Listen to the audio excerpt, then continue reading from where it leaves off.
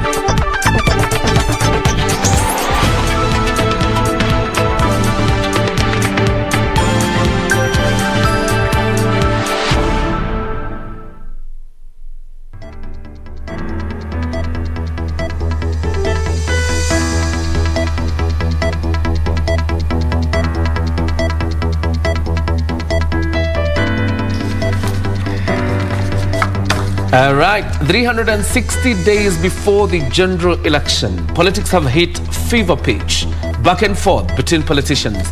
We'll be telling you what they have been saying, from Deputy President William Ruto to the confusion in Mount Kenya. We have the details lined up for you on Sunday Express. Indeed, a weekend filled with politics. Plus, tonight we are also taking our conversation from last Sunday a notch higher.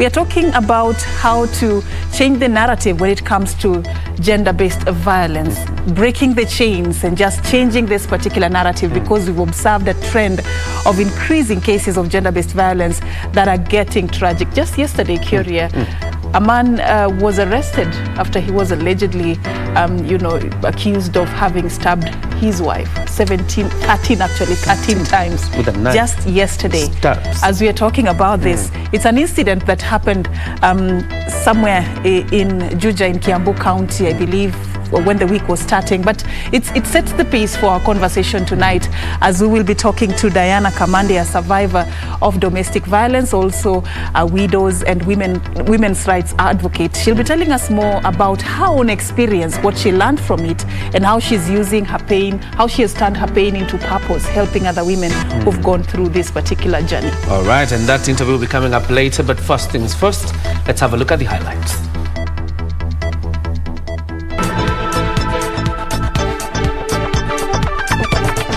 Vitisho ni mingi, si unaona vile wanaume wamegang up, lakini mimi nimewaambia nyinyi gang up, lakini tuko na Mungu, tutapambana na nyinyi, kwa sababu hatuwezi kukubali ati Kenya itakuwa ni ya viongozi peke yao na vile watagawana na vile watapata. Deputy President William Ruto says he is not threatened by coalitions of his rivals against his presidential bid, asserting that he will still win. Hakuna mtu amearrest. Tumeenda ground nao mara 4 so far. Hakuna kitu imefanyika. Demand for justice. Motorcycle riders protest murder of 4 colleagues in Kitengela. And it's a tightrope walk for Kenya Forest Service as it seeks a balance between conservation and reviving the wood industry.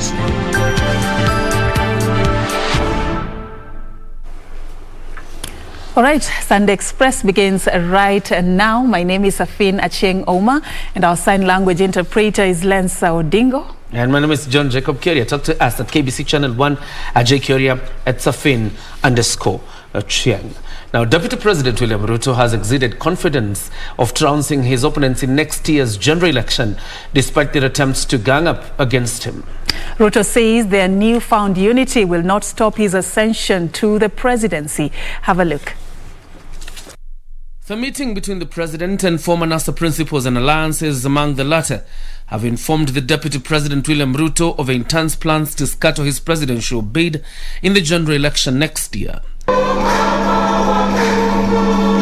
And the Deputy President is breathing fire over such schemes by his rivals. Musiogope. Vitisho ni mingi. So unaona vile wanaume wamegang up. Lakini mimi nimewaambia nyinyi gang up. Lakini tuko na Mungu, tutapambana na nyinyi. Kwa sababu hatuwezi kukubali ati Kenya itakuwa ni ya viongozi peke yao na vile watagawana na vile watapata. Ruto firing a salvo at his arch-rival ODM leader Raila Odinga and the One Kenya Alliance outfit, accusing them of being obsessed with power sharing instead of prioritizing the economic problems the country is dealing with. Musiogope. Vitisho ni mingi. So unaona vile wanaume wamegang up. Lakini mimi nimewaambia nyinyi gang up.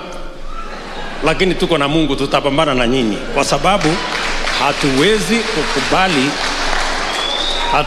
kukubali ati Kenya itakuwa ni ya viongozi peke yao na vile watagawana na vile watapata. Ruto says next year's general election will have a framed contest of economic empowerment, claiming his bottom-up approach is a silver bullet.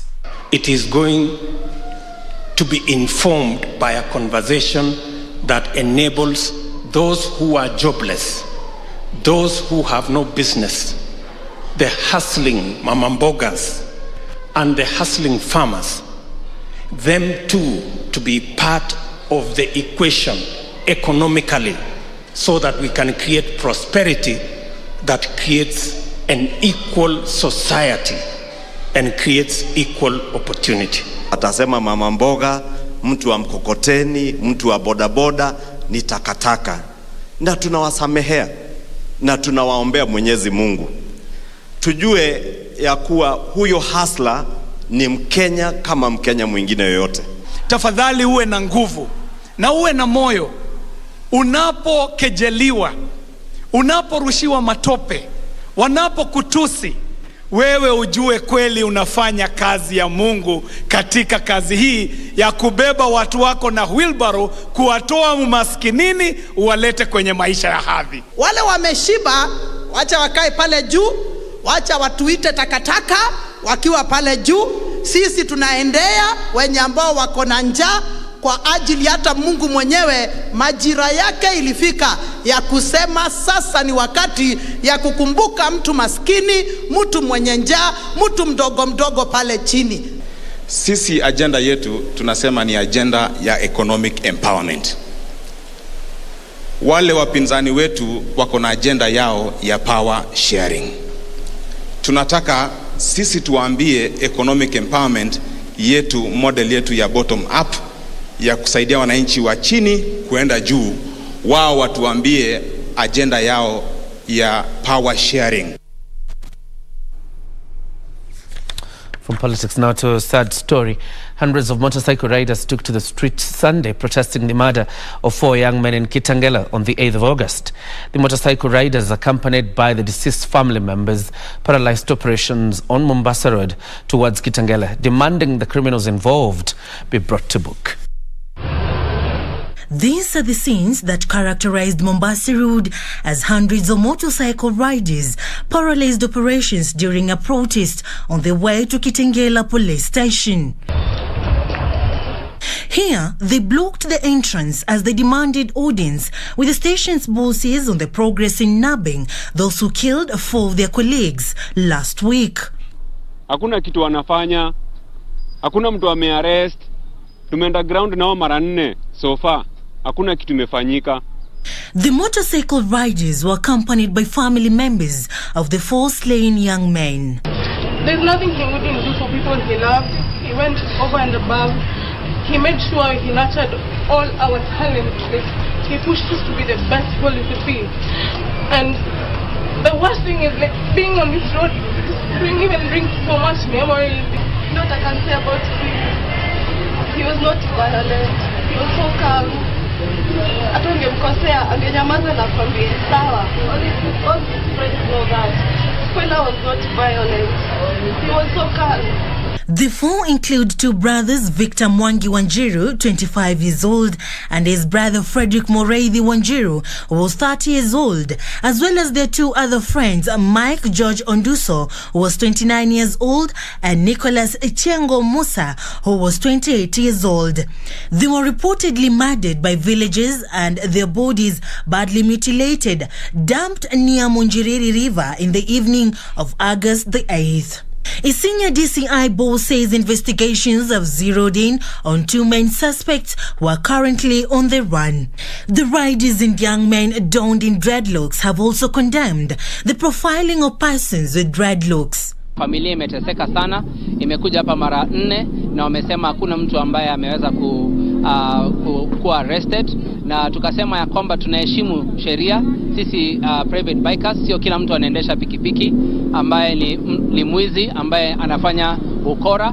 The Private Riders Association chairman Sami Kiumbe says their members will be holding peaceful demonstrations until justice is served. For Sunday Express, I'm Serafina Robi. And we hope that that cry for justice will be heard. Now, moving on to other matters, to bring back to life the wood industry in the country. After the moratorium on logging 4 years ago, the Kenya Forest Service is in the process of setting up systems that will rid the felling of trees of wanton corruption. And as John Jacob Curie reports on the final part of the feature, The Pain of Nobility, KFS, however, has the task of eliminating rogue elements from within their ranks who have been colluding with unscrupulous sawmillers to deny government revenue from the trees in government forests.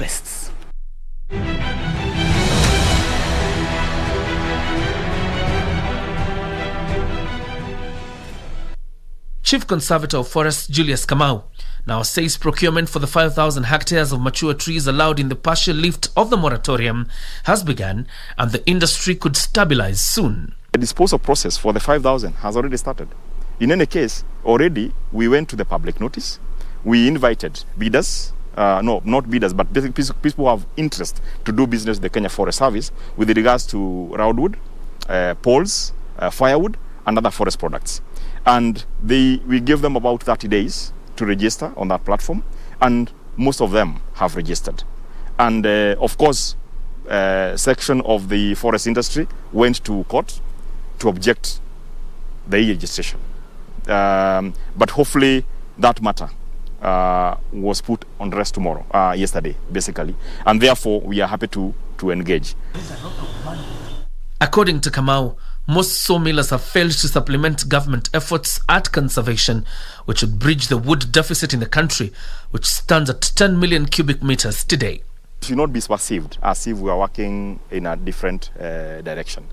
In any case, the commercial forest plantations are developed and their working cycles are set to support the industry. Remember, we have the Big Four agenda, the housing and manufacturing. So we appreciate that. And that's why we are trying to create a good foundation that when we start doing business with them, it is sustainable. For them, they feel safe. They can even go for loan, knowing that I can still be able to access the material tomorrow. That's a plus. Timber industry does not implement a policy. We don't have that mandate. The person who implements the mandate on behalf, who implemented the policy on behalf of Kenyans is the Kenya Forest Service, because it is the body which was established by an act of parliament. The Kenya Forest Service, in the meantime, is installing systems intended to rid the tree harvesting exercise of any corruption. Kenya Forest Service has developed what we are calling an e-registration platform, because we want to go digital. We want to use platforms which do not necessarily have to have a high interaction of our human resource. And that is something that we have done. It was done by entire internal capacity by the Kenya Forest Service. And therefore today we have an e-registration platform on our website that is basically to register all the forest industry players within the industry. But seeing that trees are a renewable resource and the number of mature trees continues to rise, what is KFS doing to trigger success stories from the tree harvesting in coming years? We had a backlog of about 30,000 hectares of the plantations that were cut, felled, but not replanted. And therefore, one of the things that we have been able to do, it is to synergize our resources, working together with the projects that we have to be able to replant and restock these areas. And so far, we have been able to move from the 30,000 hectares backlog to now 14,000. And we continue. And we believe in the next one financial year, we should be able to clear off the backlog, meaning we should be able to harvest and at the same time immediately plant for sustainability, both for the predictable revenue for the government, but also for the forest industry. After government imposed a ban on logging 4 years ago, and even after the lifting of that ban, albeit partially, there's no respite for sawmillers in the country. Much of what we've seen is back and forth between government and sawmillers. But one thing is clear, that the government needs to escalate the conservation measures, because nobody can underestimate the importance of a beautiful ecosystem. But secondly, the government also needs to find a sustainable solution to keep sawmillers in business. John Jacob Curia, Channel 1.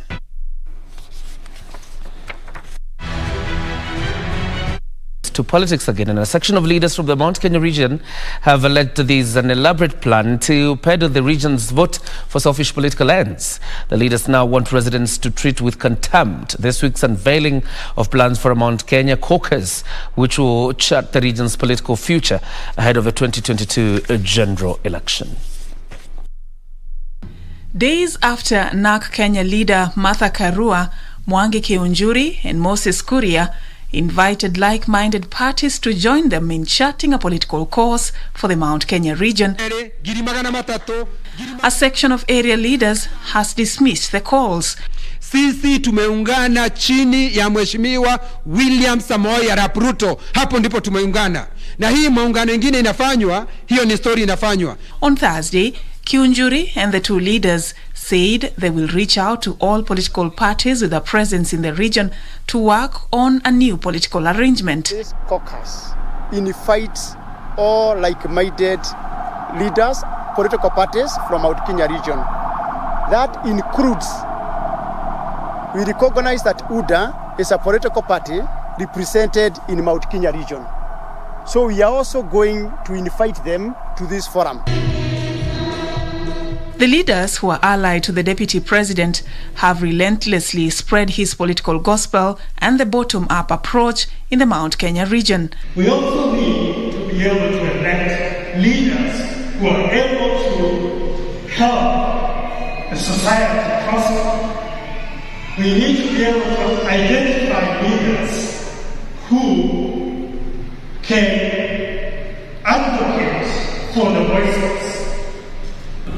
Ni muhimu ya kwamba wakati wa kupiga kura ukifika, lazima uende upige kura kwa yule mtu ambaye unapenda na yule mtu ambaye humpendi pia upige kwa kura kwa yule mwenzako ambaye unajua ndiye mwema. Lakini kukaa nyumbani bila kupiga kura, hiyo ni kuweka serikali ya dhuluma, serikali mbaya katika uongozi. The political atmosphere in the Mount Kenya region appears to be more intense than ever, with leaders seemingly keen on political correctness ahead of the 2022 general elections. Anasikia serikali mpya inanukia, serikali mpya inanukia, lakini amezoea kusema serikali inatengenezewa kwake nyumbani. Na inaonekana hii wale wanatengeneza serikali ile inakuja, wamepindua mtindo, haitatengenezwa kwake nyumbani, ni pahali ingine. Kwa hivyo kama hiyo ndio shida yake, asilete hiyo shida. kwa ODM. Meanwhile, a cleric has joined the 2022 presidential race. Bishop Zablon Karanja Mbugwa of the United Pentecostal Church International says he intends to reach out to all Kenyans to support his bid. Our nation is at a divining moment when we are at war against economic downtrend and a broken aspiration. My government, once erected, will work towards a kneel down with clear working policies out on gainful means of livelihood for all. Bishop Karanja believes he is an alternative candidate from the pack of politicians who have lined up to succeed President Uhuru Kenyatta. And clearly it's going to be a crowded field of presidential candidates. Those who have declared, those who intend to declare, and those who will declare. As we continue in this Yes. journey to 2022. Absolutely. Yeah, that's why we are here. We'll be covering every step in this political journey, just to help Kenyans also understand what is happening, who is coming up and who is not. Yeah, we're going to be taking a very short break right now, but after the break, remember, we are picking up from where we left last Sunday. We are talking about changing the narrative when it comes to domestic violence. After our conversation with Diana last week, many have been asking how she got out of that space and moved on with her life, how she picked up the pieces. That is what our conversation is going to be about tonight. And something interesting is that somebody today has said the trend that it is easy to separate without drama. I didn't even expect you were going to do that. Did you? Anyway. You're taking a breather. Come back in a few.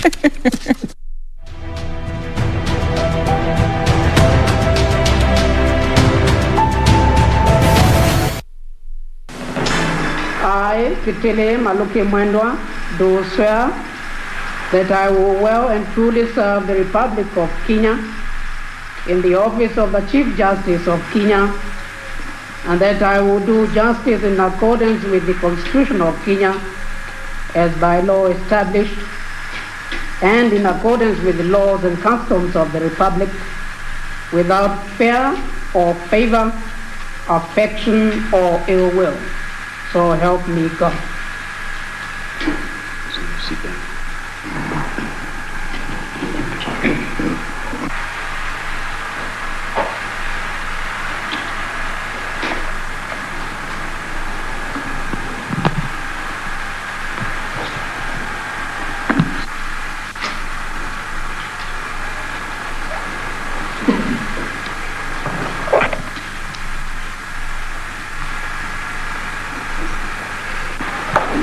This is an historic day for Kenya. I am pleased to appoint you as the first African Chief Justice of the Republic of Kenya, and I wish you well in your future work.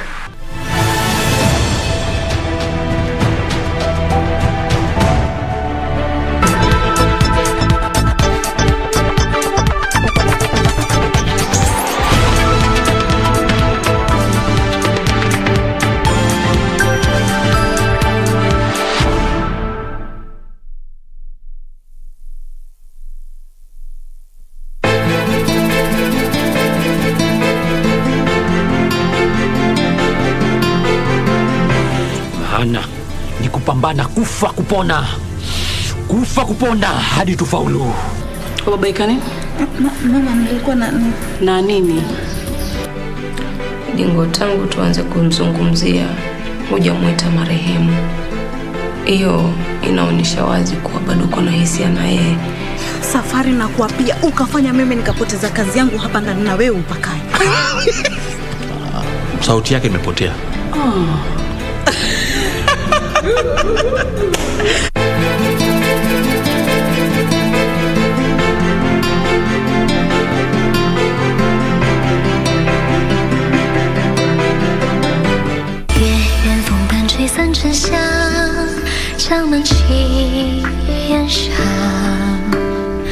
Princess Chen, I know you are a good doctor, but can you do better than your father? Perhaps your father purposely didn't cure him and only wasted time. Your Highness, I'm Thunder, an Imperial spy. We're here to kill Prince Chin, as His Majesty ordered. Everybody stay alert. There are traps everywhere in here. Be careful.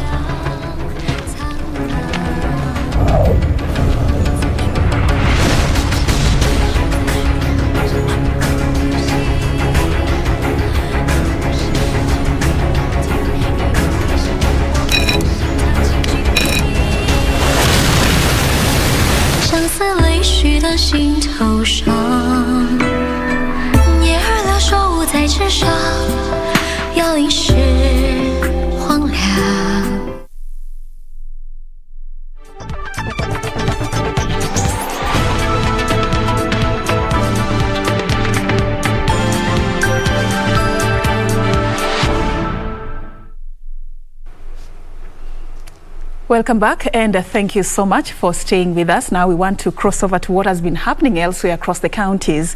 And the Institution of Engineers of Kenya has urged Parliament not to pass laws designed to undermine professionalism in the country. The institution says state appointments should be guided by merit and not partisan interests. These and other stories in the county news highlights. The president of the Institution of Engineers of Kenya has raised a red flag over a push by a section of lawmakers to scrap some specific qualifications required for various appointments in government. This trend of eroding professionals from top positions because you want to open it to every person is not good for this country. Today we are talking about engineers. Tomorrow we are going to talk about those other professionals that I've just mentioned to you. Meanwhile, Baringo residents have been urged to present themselves for vaccination against COVID-19 as cases in the county continue to rise. Leo tunasindikiza watu karibu zaidi ya 6 katika hii sub-county ya Baringo North. Na waomba tuwaendelee kuzingatia ile maadili ya Wizara ya Afya. Kuosha mkono, kufunga hii masks na pia kutengana hasa katika mitano kubwa kubwa. Elsewhere, a section of leaders from Bungoma County are calling on the Director of Criminal Investigation to hasten investigations into the killing of journalist Peter Ochieng. The journalist was found brutally murdered last week. Sasa yangu yote ambayo nilifanya kabla nichaguliwe na vile nimechaguliwa. Hakuna mtu ambaye anajua siri zangu kuliko Storm. Sijawahi sikia hiyo siri ikisema popote. In Kericho County, residents of Kenegut location are accusing the police and area chief of laxity in eradicating illicit brew in the area. A 30-year-old man died at a trading center after consuming the brew. Tulipoteza kijana hapa ajili ya pombe haramu. Sasa tuko na huzuni sana kwa kupoteza hiyo kijana. Nafikiri kama serikali inaweza saidia sisi. Tunaomba serikali asaidia sisi kuondoa hii pombe haramu. Elsewhere, Kenya's strategic position in the East African region makes it an ideal destination for investment. Kaiser Kenya CEO Omraj Senkar and partner Nikita Loginov lauded Kenya's position as the gateway to the region. We saw Kenya as an amazing hub for us to be in East Africa. This is a huge market for us to hire up to 100 people when we expand and become quite big in Kenya. So that's quite a lot of families, you know, that are going to feel the benefits. And the qualities matters for everyone, not only Kenyans. And yeah, we come with German premium appliances and the kitchens. Finally, a proprietor of a building complex in Kisii town has been arrested for trespassing. The man had been barred from accessing the property whose ownership is being contested by a bank. The offense that they are charged with is creating disturbance and malicious damage to property, which was a chain that was put at the locks to lock the premises in contempt of a court order issued on 7th of July that was so clear that nothing should happen on the premises at all. Reporting for Sunday Express, I'm Jackie Wambiru. And now Kenya has recorded 789 new COVID-19 cases from a sample size of 5,498 in the last 24 hours. The latest figures represent a positivity rate of 14.4%. 21 new deaths have also been reported, all of them being from audits conducted in June, July and August. 550 patients have recovered from the disease, while another 1,971 are still admitted to hospital. That is 1,971 are still admitted in hospital. Of the patients in hospital, 134 are in the intensive care unit. Globally, over 200 million infections have been reported, with over 4 million deaths. And let's take this forward with the news that Zambian President Edgar Lungu is under heavy pressure to concede defeat after 5 opposition candidates challenged his claims on unfair elections. 64-year-old Lungu, who is trailing opposition leader Hakainde Hichilema by more than 450,000 votes in the results released so far, has issued a statement claiming violence against supporters of his ruling party Patriotic Front PF rendered the presidential elections not free and fair. By the Zambia Electoral Commission showed Mr. Hichilema, a prominent businessman, leading with 1,024,212 votes against the incumbent Lungu's 565,523. 5 opposition leaders immediately wrote to the embattled president, urging him to concede defeat. The leaders said President Lungu cannot cry foul because he tried to use his incumbency to tilt the scales in his favor. In its reports, the EU Observer Mission said despite a few cases of political violence, the polls were free and fair. Meanwhile, Haitians are scouring collapsed buildings in search of their loved ones, trapped in the rubble after a devastating earthquake struck the underdeveloped country, killing more than 300 people and injuring more than 1,800 others. The 7.2 magnitude quake flattened hundreds of homes in the Caribbean nation, which is still clawing its way back from another major earthquake 11 years ago, and has been without a head of state since the assassination of its president last month. Finally, the Taliban has reached the outskirts of Afghanistan's capital Kabul after taking control of most parts of the country.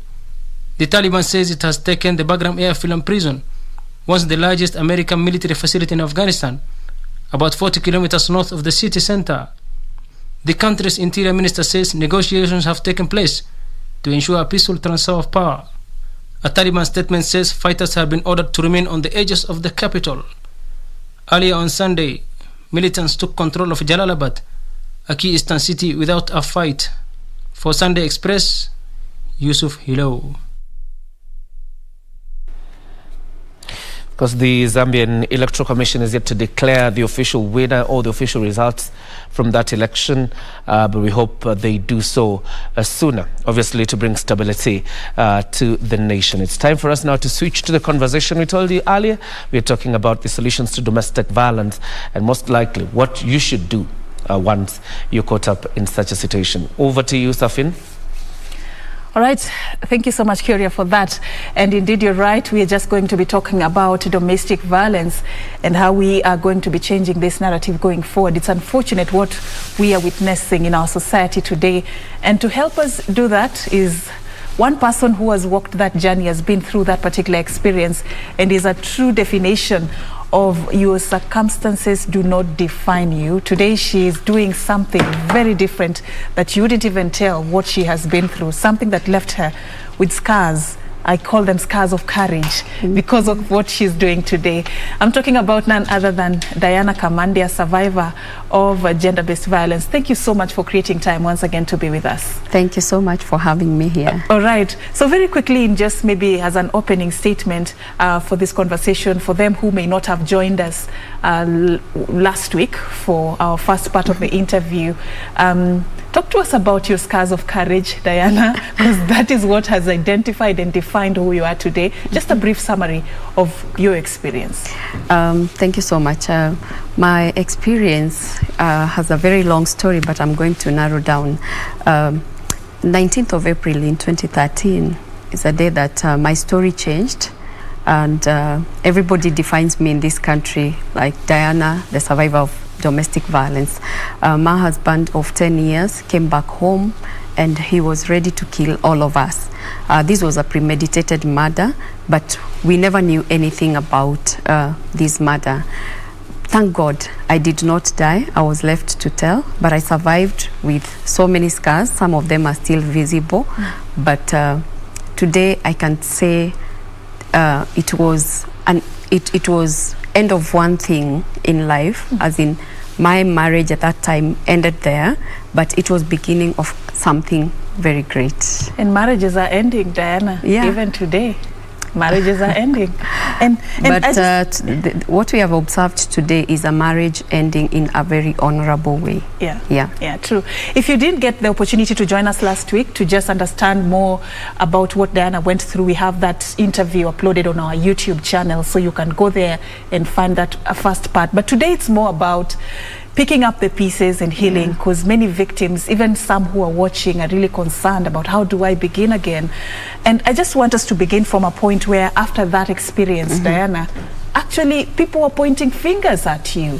You were accused of actually being involved in the murder of your husband. Tell us a little bit about that and how you dealt with it as you were healing yourself physically and emotionally. It was the toughest time, and one thing I can say is you don't heal alone, especially when you're a mother and you have children, you have parents, you have siblings. You don't heal alone. So it was a long journey, and accusations were all around me. But one thing I purposed, because I would love to tell everybody else, it's a decision you make as a survivor. Everything that you will hear can make you lose your destiny or lose your focus. So I purposed to listen, hear everything, but whatever I had, that was not Diana. That was an image that the society had already carved for themselves. It was like an idol, a Diana idol, the society had carved. I knew who Diana was. I knew my character. I knew I was in my marriage to stay. I knew I was a good mother, and everything else was spoken about me did not define me. It defined me outside there. But to Diana herself, Diana knew who she was. All right, Diana, thank you for sharing that with us. Let's talk about the question why. Because I believe at some point, even other people would ask, why would anyone do something like this? Personally, you had to ask yourself that question, why? Have you ever gotten the answer to that? Yes, I had so many whys. Going to bed, waking up early in the morning. My kids, they saw it and they were asking me why. So, and along this journey, you'll realize I never left my children behind. I walked with my kids. We went through counseling for 3 good years together with my daughters. And it was at this point that we came to realize he had a mental problem that nobody had realized about. But we don't want to justify that having mental problem should make you want to eliminate your family. But this was one of the reasons. The other reason was could be out of his unfaithfulness in marriage, because I came to realize later on that having stayed with him for 10 years, he had another family for 8 years. A family, not an affair. Not an affair. This was like a family that existed. It was a family. They had children? Yes, they had one child, a son, who was just a cut copy paste of him. There was no need for DNA if such a thing could have arisen. But this is another reason that you find maybe somebody fears to be known that I have a relationship outside there, and they decide just to end their life. What was your biggest lesson as you came to this realization? You know, you were in love, you were in a marriage, you were really committed into it, and then suddenly things changed overnight, just like that. What was your biggest lesson coming to this realization about his having a family on the side, and also that he actually had mental issues and you never realized? What is it that you learned from that whole experience? I learned it was important to continue checking on my people, because there are those who will go through challenges and they will not talk about them. As I said last Sunday, he was an introvert. He never used to speak too much. So I realized if he was an outspoken person, maybe he could have even shared it with a friend. So I realized it is so important. Just, you know, sometimes people will always call you or text you. Sometimes they just want to add you to WhatsApp group is when they realize, oh, this and this person exists in my contacts. But I realize it's so important. Just sometimes you just call, say hi, joke around with somebody and get to know what is happening in their lives. All right. Then, so you could have chosen to just go in your small corner of the world and kept quiet. You went through this, you survived, that's okay. But what was your turning point? And I want you to tell us about how you decided to start an organization that actually advocates for the rights of women and girls, briefly, and the role you play in this journey. Actually, my turning point was not after my healing. My turning point was on my hospital bed. I looked at these women who kept on coming to visit me in the hospital, and they were so much concerned. And when I could ask them about what happened to them, some of them were survivors of gender violence, some of them were widows, and they were like, as a woman, when you're widowed, you have got no rights. So you accept and move on. And I was like, accept and, they said, accept and move on. But I purposed. I wanted it to end with me. As a mother to these young girls, I didn't want my children to ever go through what I went through. I didn't want any of my sisters to ever go through what I went through. So I just purposed, as Diana, I'm going to step up. I was not stepping up because of the world first. I was stepping up because of my daughters. I was stepping up because of my sisters. Then later on, I came to realize there is a bigger world that I've got a lot of women. I always thank my dad. He believed in me and in my sisters, because we are 3 sisters, and then our brother is the last born. My dad believed in educating the girl. And I said, because I've been to school, there are thousands of women who have not gone to school, and they are being oppressed because they don't know where to go to or who to ask a question. I said, even without a coin, I'm going to step up. I'm going to go to these offices. I'm going to go to FIDA. I'm going to go to Ombudsman. I could Google. Nobody showed me the way. The way people say I have a godmother, I've got godfather somewhere. I went to Google and tried to locate these offices, and I could just present myself to these offices and tell them what I was planning to do. And immediately I started. I kept contact with these offices who are our great partners today. Yeah, so that birthed Come Together Widows and Orphans Organization. Yes. All right, talk to us as we're about to conclude about the role you have played in even, coming up with the Widows Bill and having earned a head of state commendation. That's not easy. Talk to us about those kind of achievements along your journey. Okay, thank you so much. There has been quite a number of achievements, and I thank God so much, because I never knew I would come to this far today.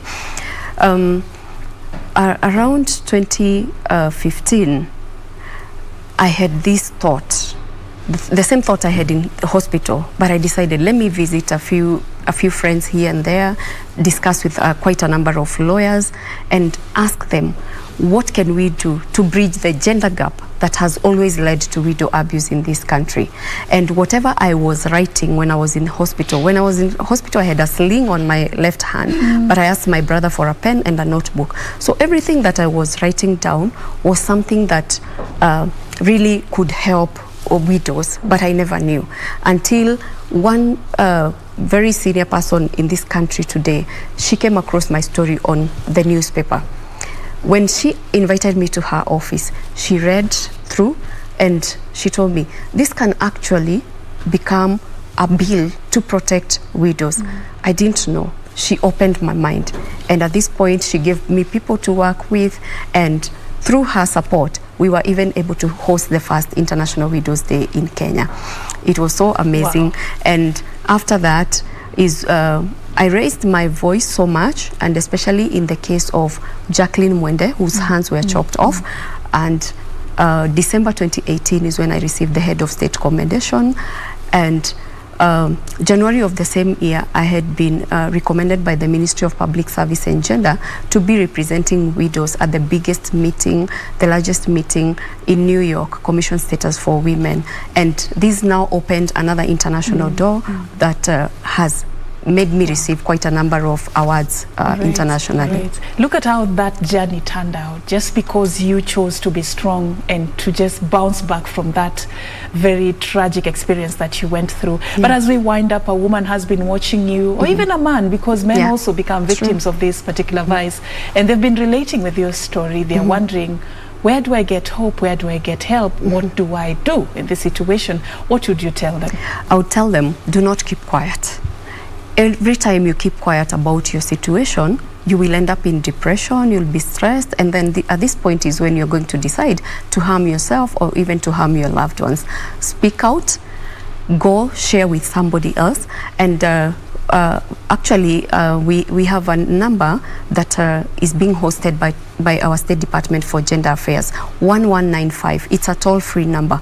This number is for every Kenyan who is going through something, whether it's a girl who is going through FGM or has been threatened to go through FGM, you're going through domestic violence, being a man or a woman, you can call this number. It is toll-free, and you're going to get the necessary assistance. All right, 1195. 1195. 1195. That's a good place to start in case you just want somebody to talk to and to get direction on how you can come out of your situation.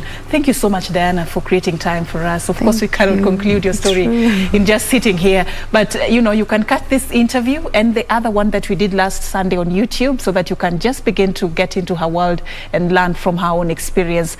We're now going to be taking a very short break. When we come back, still more to come, including the latest in the world of business.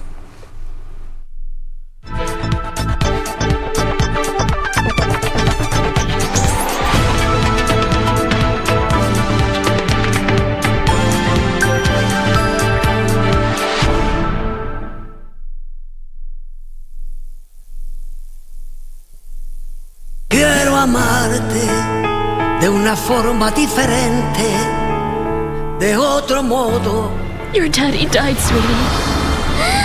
No, my daddy is not dead, Mommy. Please tell me he isn't dead. Sweetheart, believe me, I wish it wasn't true. I wish it weren't, but...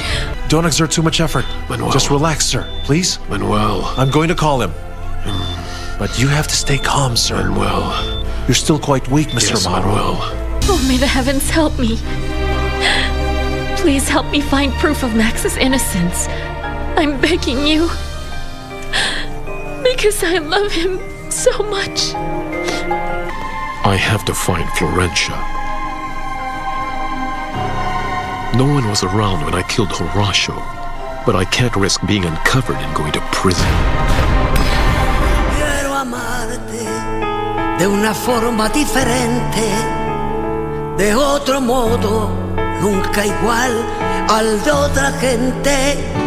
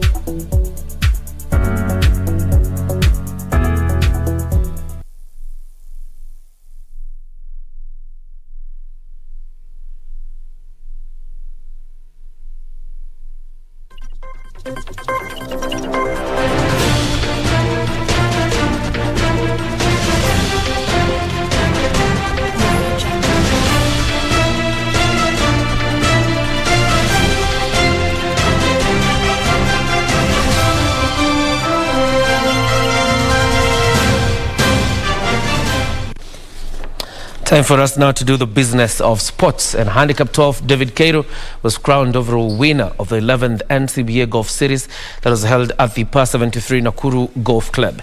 He carded an excellent round of 41 points, one ahead of the nearest challenger.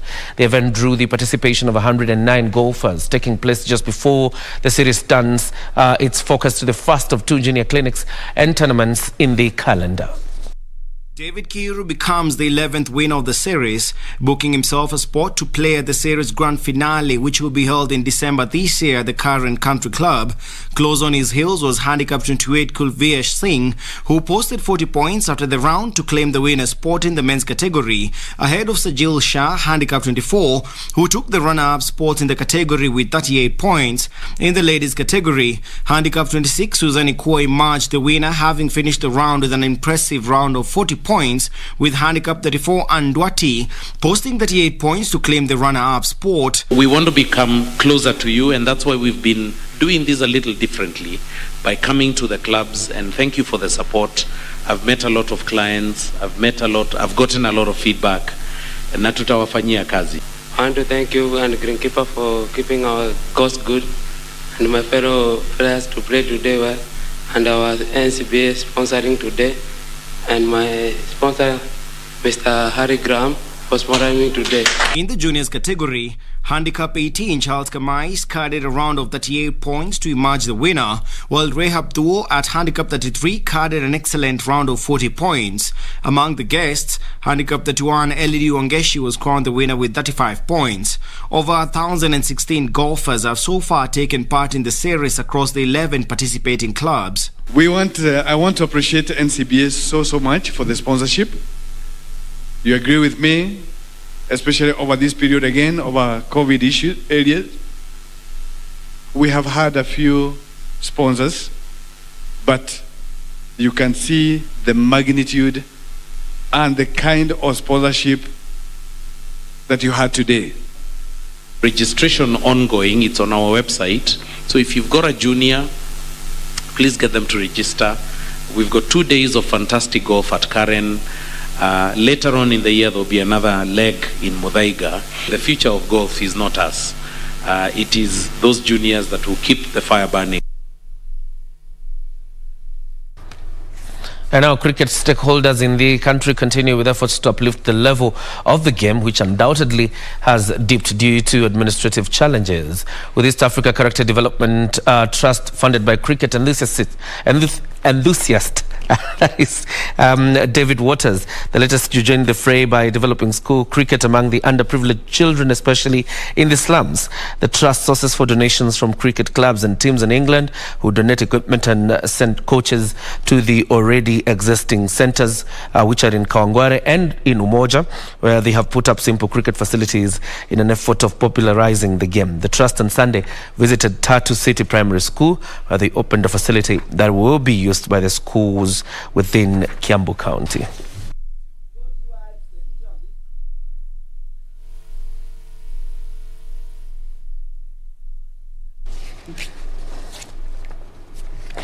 And the fifth round of the KCB Kenyan National Autocross Championship got off to a flying start at the Mombasa Cement racetrack in Vipingo, with 38 drivers enlisted for race action. Defending Open champion Kirit Rajput dropped out of the event after his Subaru GCB caught fire in the early morning practice loop.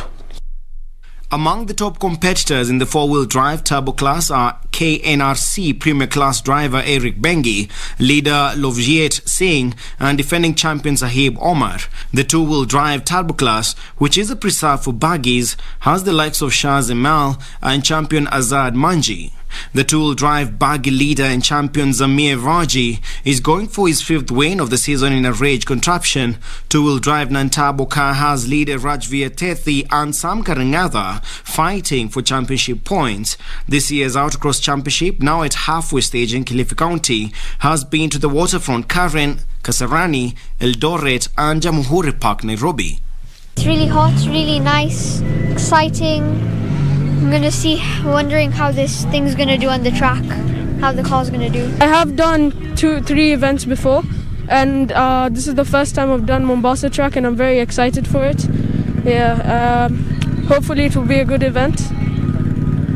I'm planning to finish clean, not have any major damages to the car, everything okay with the car, and finish with a good time as well.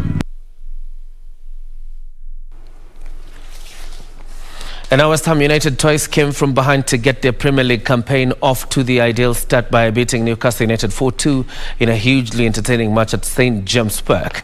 The Hammers trailed 2-1 at half-time but staged a remarkable fight back after the break with goals from Said Benrahma, Thomas Souček and Mikhail Antonio.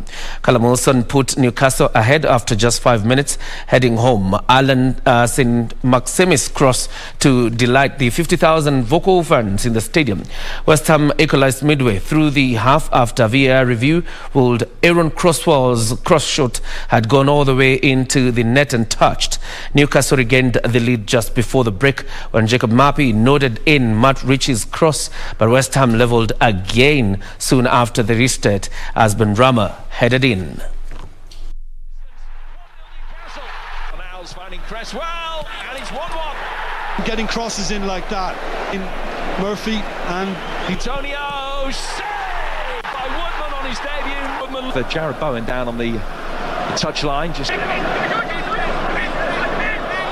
hurt your career. Cresswell.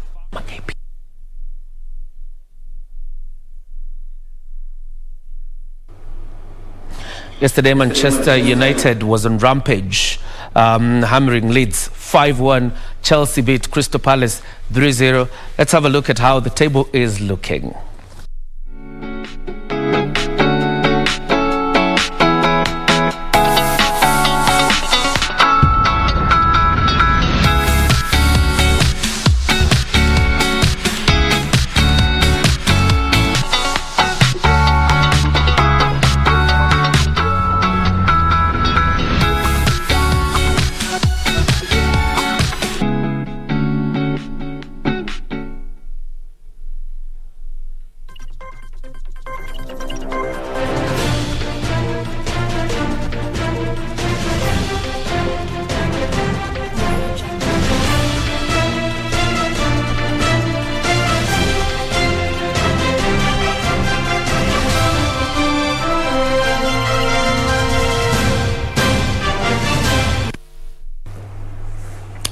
Away from sports, more news. The government of India and Kenya continues to enjoy bilateral ties that have been boosted amidst the COVID-19 pandemic, thanks to joint efforts by the two governments in battling the viral disease's effects. Speaking during celebrations to mark India's 75th Independence Day at the High Commission, Deputy High Commissioner Mr. Ashish Sinha expressed India's commitment to President Kenyatta's Big Four development agenda and quality service provision.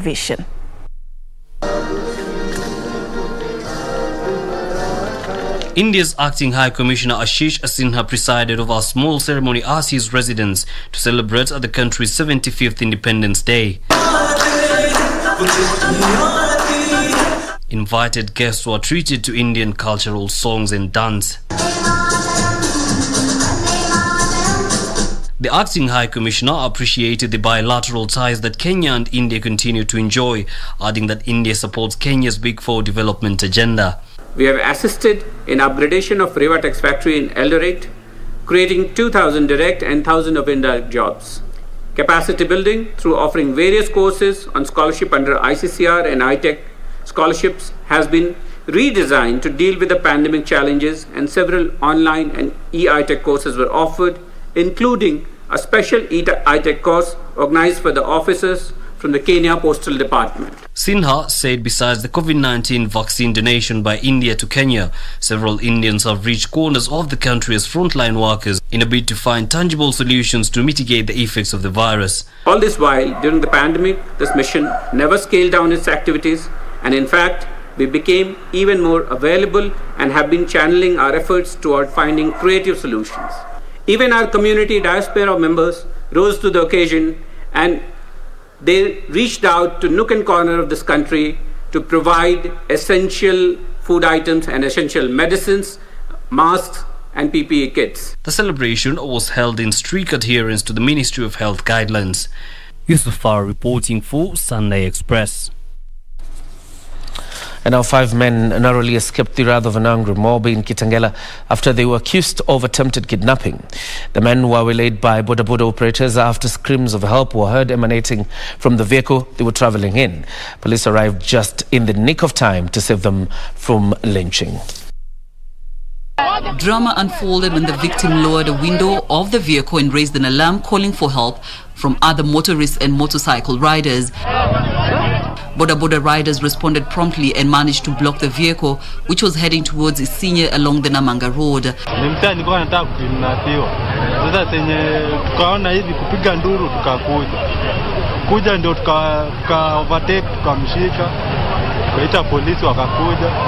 A traffic snarl-up worked to the advantage of the riders. The victim had been sandwiched between 3 men seated in the back. According to the victim, identified as Charles, the suspects had picked him up at Mlolongo posing as police officers. He claimed he had been hoodwinked from a club only to be forced into the car before the driver sped off to Mombasa Road.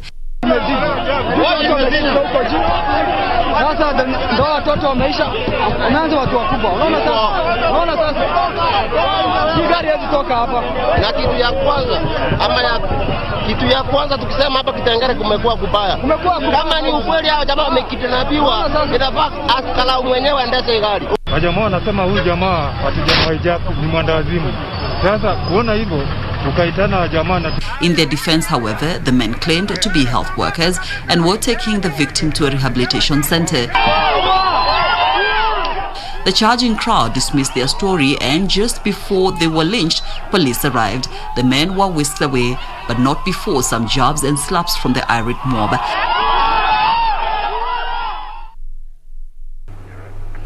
Now, to matter security, armed bandits have attacked and wounded 4 security officers attached to the Laikipia Nature Conservancy. As Nancy Okware reports, one of the officers was shot on the cheek near his left eye. 2 were injured on the legs, while the 4th sustained chest injuries. 3 officers are recuperating at the Sipili nursing home, while 1 was referred to another hospital for specialized treatment. Bernard Kinywa, a clinical officer at the health facility, said the officers were responding well to treatment and could be discharged soon. And the other one was wounded at the hand. So this one had a fracture, which was referred for further management. The rest were cleaned, sutured, and they are responding well. Yeah, very soon, maybe in 3 days' time, all of them will be okay. 2 weeks ago, another GSU officer was shot and killed by suspected bandits within the same ranch. Efforts to get a comment from the senior security agencies in Laikipia County were futile. The latest incident comes just days after the Interior Cabinet Secretary warned that the government will double down on criminals in the region. Nancy Okware, Sunday Express. It's time for us to put a cap on the Sunday Express, Safin. Yeah, indeed. It's been quite a pleasure doing this for you tonight. Thank you so much for creating time for us. My name is Safina Cheng Oma, and our sign language interpreter has been Lensa Odingo. Have a good night. And my name is John Jacob Curia. See you Wednesday on Prime Edition. But of course, our teams will still be in charge from tomorrow. Purity himself and Tomboya in charge Monday and Tuesday. Then see you Wednesday.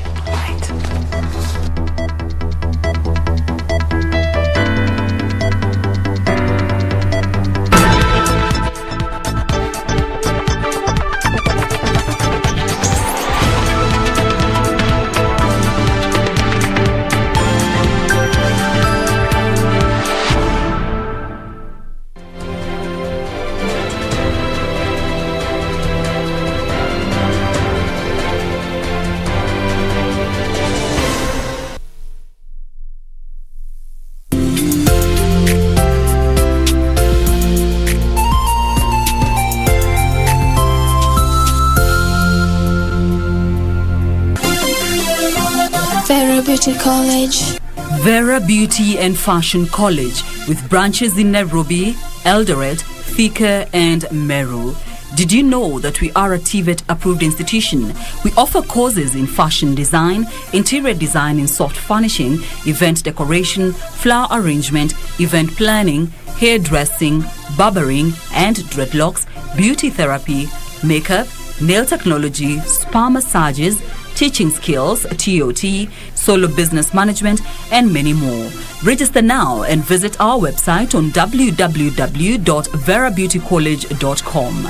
You can also call on 0725-923-550 Nairobi branch, 0728-087-689 Eldoret branch, 0722-227428 Thika branch, 0725-000-706 Meru branch. Vera Beauty and Fashion College, a TVET approved institution.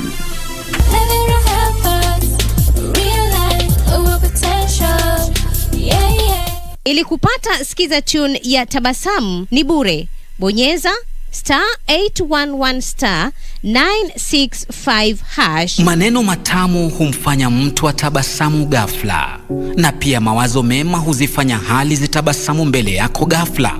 Hali ngumu zikawa nyepesi, hali tete zikatamanika. Ila unaponuna pia hali zinanuna. Hebu jifunze kutabasamu. Kupata skiza tune ya Tabasamu ni bure. Bonyeza *811*965#, *811*965#.